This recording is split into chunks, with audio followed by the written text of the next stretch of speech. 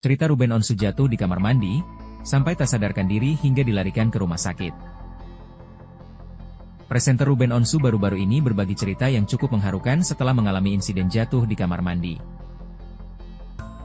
Kejadian ini berlangsung pada 30 Juni 2025, ketika Ruben yang kini tinggal sendiri di Jakarta Selatan, tiba-tiba terjatuh dan pingsan seharian. Setelah insiden tersebut, Ruben dilarikan ke rumah sakit menggunakan ambulans untuk mendapatkan perawatan intensif. Meskipun ia tidak menjelaskan secara rinci mengenai penyebab pingsannya, ia mengungkapkan bahwa kepalanya terbentur saat jatuh. Rasanya kaki saya sudah menapak di lantai, tapi ternyata belum, jelasnya.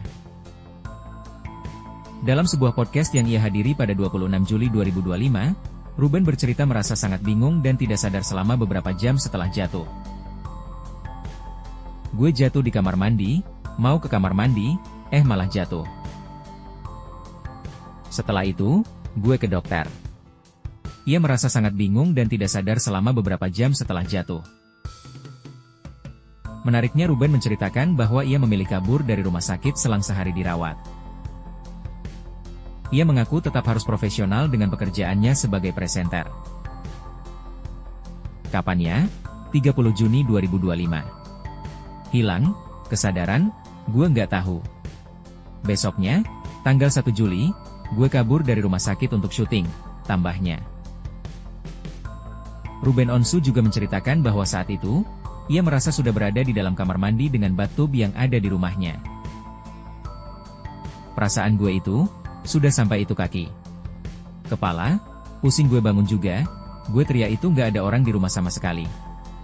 Dilarikan ke rumah sakit. Sebelum pingsan, ungkapnya. Untungnya, sahabatnya segera bertindak cepat dan membawanya ke rumah sakit terdekat. Tim medis pun memberikan pertolongan yang sangat dibutuhkan. Keesokan harinya, Ruben kembali syuting seperti biasa.